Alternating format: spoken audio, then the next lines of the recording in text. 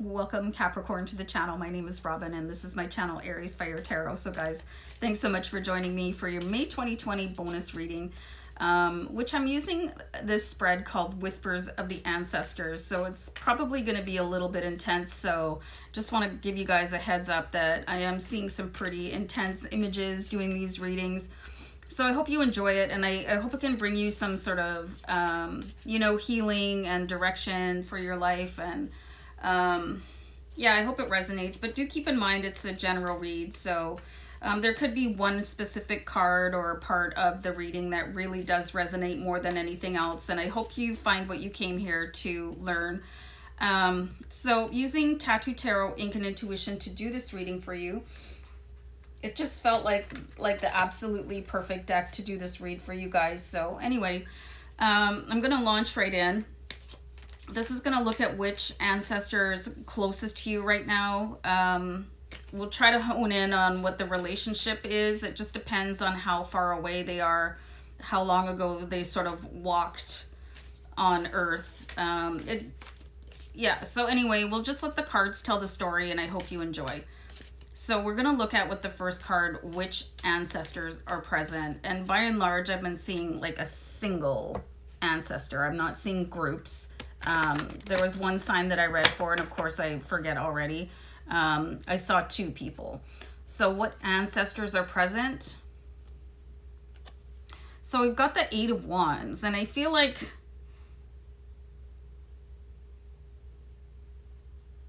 this is somebody that was... They wanted to do more traveling than they did. I feel like there is a wishful thinking here. I feel like somebody was tied down in one place because things just never quite worked out for them.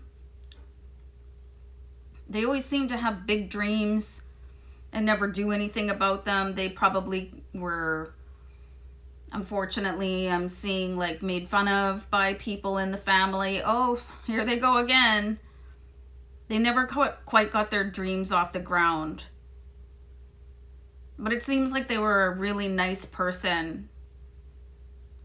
But I'm getting the impression that they really were trying to be somebody that they weren't to get everybody else in the family basically to like them. So I think that's a little bit almost sad what I'm seeing there. They had really big dreams, hopes, and visions, but just didn't know how to go about it.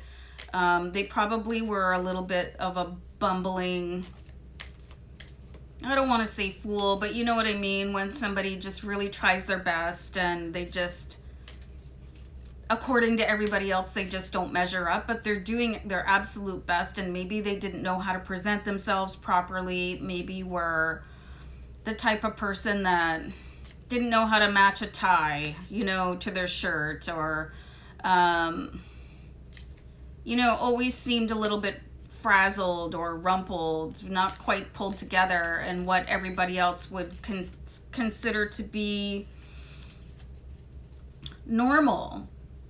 But they weren't here to fit in. They were here to be themselves. And I'm going to keep that card. What is your relationship to me? That's way too many, but I'll keep that one. So I have the Ten of Wands. Really bizarre messages that I'm getting here.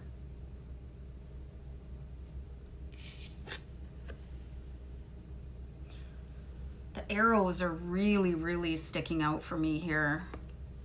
So this one, it goes everywhere. Goes to all 4 points. I don't know why I'm really reminded of, what's that movie that Leo, Gangs of New York. But that was called 5 points, I think. And then you have the Ten of Wands where all the arrows are facing down. I'm not sure what the significance is right there. I mean, if you guys watch tarot quite a bit, you know that the Ten of Wands is sort of the end of a cycle, and, you shouldn't give up. And I think this person was really, they always consistently did their best no matter what everybody else thought about them, but it just never seemed to go anywhere. So I'm not seeing what their relationship is to you with these two cards, or how long ago they were here. I'm actually getting a time frame of like within 50 to 250 years. I have a...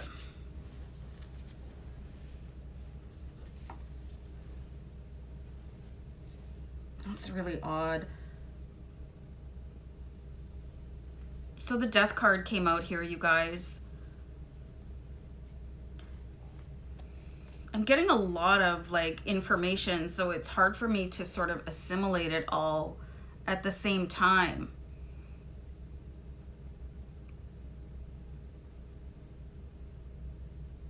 I'm just going to go on a pause and sort of sit with these cards for a second, you guys. Hold on. Just wanted to spare you guys the sight of me breathing, like listening for interpretations. Okay, so I went on a pause and I was sort of absorbing these cards, trying to get the connection between the 10 of Wands with all the arrows down here.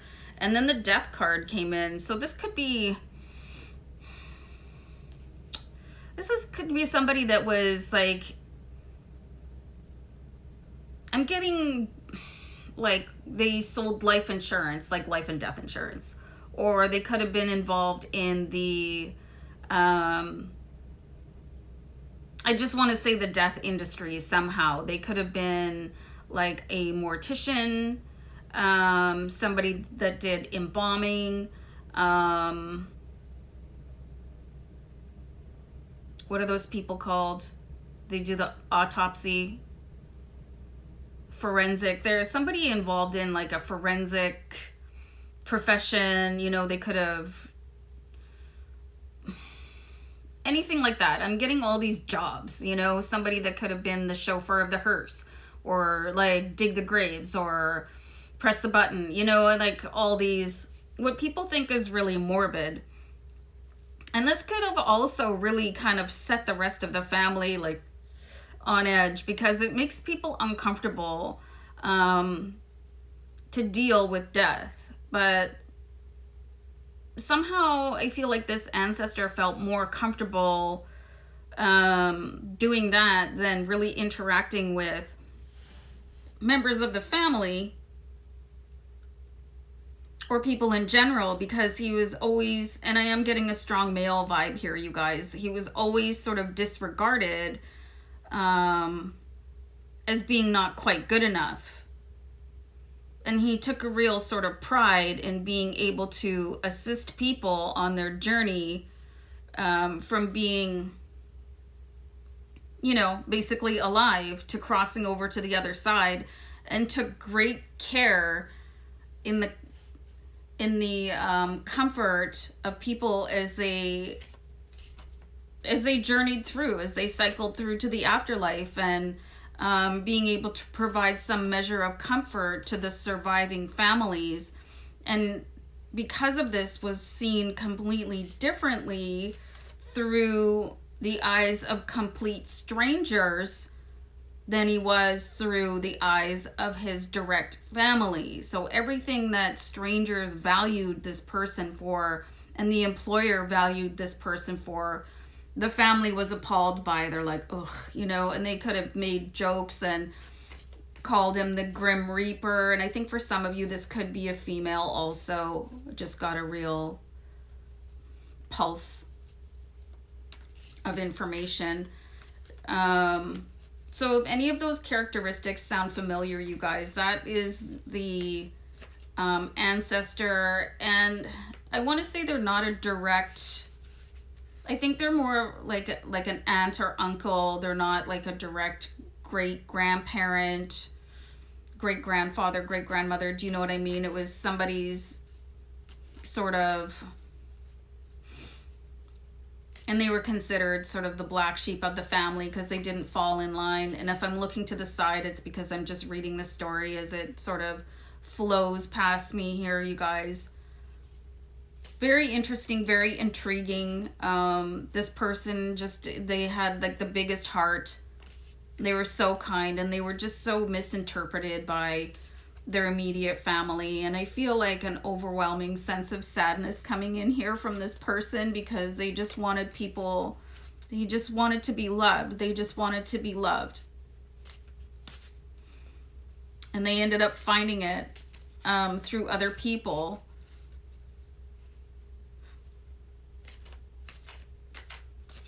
Aw. So they're here. That's the person that's here for you. Oh, you guys, I didn't get this emotional over, and you guys are always like my 12th sign that I read, and I didn't get this emotional from any other sign. I just feel like really genuinely sad about this person, because they were so misinterpreted and so misread, but they are definitely giving me signs here through the cards to keep on pulling. So I had another card fall out, so I'm gonna get out of the camera again, and this is like, what generational gift have you inherited? So we've got the Empress here, you guys, and the Empress, she gives birth to new opportunities, and this is how this person, your ancestor, ended up seeing themselves, that they were giving people a new lease on their karmic soul journey. And this is what they want you to understand, is that you can take anything, any sort of situation that's going on in your life right now that may not be 100% exactly how you want it to be, and you can turn it into something beautiful, you know. And the Empress, she's very soft-spoken, and it's like the Empress has wings in this card, you guys. So you guys are really an extension of angels. I think you really have this high power in you to make people feel at ease the way that this ancestor did, you know, to be a very calming influence and to really change the environment of what is going on around you, just by arriving and being able to read emotions very deeply. And maybe you're getting primed to be a spiritual healer, you know, or somebody that, like, why am I getting the words transitional specialist? Like, and I feel that that came right from your ancestor. They're like, you know, they like to sort of jokingly call it a transitional specialist, because what people don't understand about, you know, people in the business of, you know, funerals and death, you have to have a pretty good sense of humor. Otherwise, it all eats you up inside. So, and you have your spirit animal, eagle, with the Empress card. So there's something going on for you. I'm getting the sense that, I mean, you could be viewing it as a tragedy. You know, maybe you lost your job or broke up with somebody, or maybe somebody close to you has passed away, but it doesn't have to be a tragedy, you know. And I'm seeing like a real boisterous, loving ancestor coming in and saying everything's okay, you know. People are actually happier when they cross the veil, or everything is going to be all right, you know. So don't take it all so seriously, because it's actually the I cannot believe the words I'm getting from this person. The birth canal to the new part of your life where, you know, you can access your highest timeline. Anyway, so I'm just going to keep pulling cards here. Let's see, what are your hopes for me?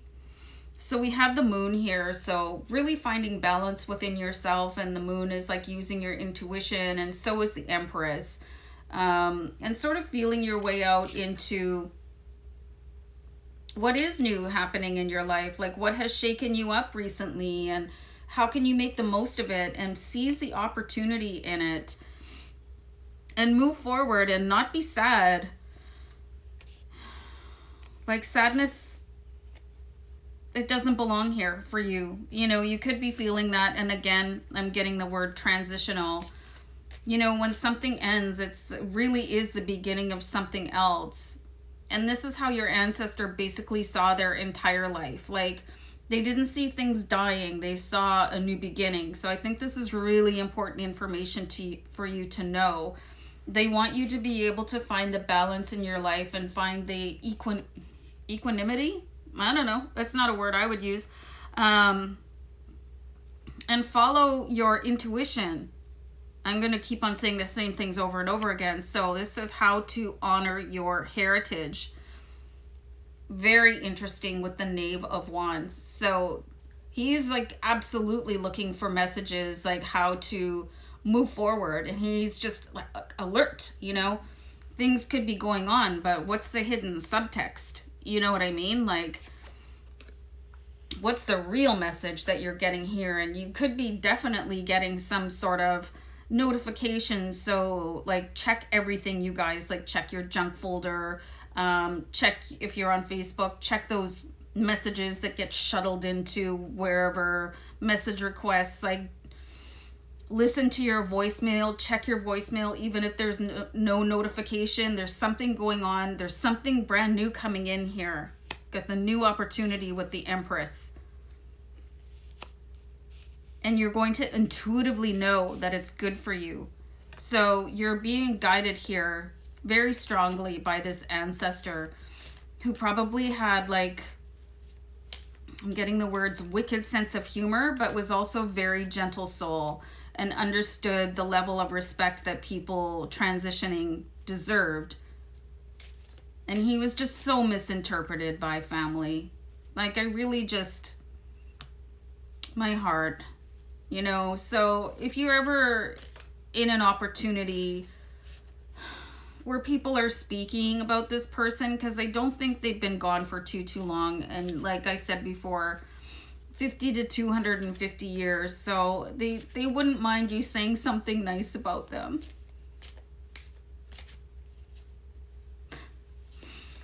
To your family, because they were so misinterpreted and sort of like, you know, and that's so painful. Healing message from your ancestor. So take control of your life right now, you guys, and just don't let anybody else bother you. They really had to take a lot on the chin, you know. They really had to just hold their head up high, and even if they were sort of blown off as being the outcast, or, you know, people were a little bit creeped out because they didn't understand his chosen profession, just take charge of your life. Take life by the reins.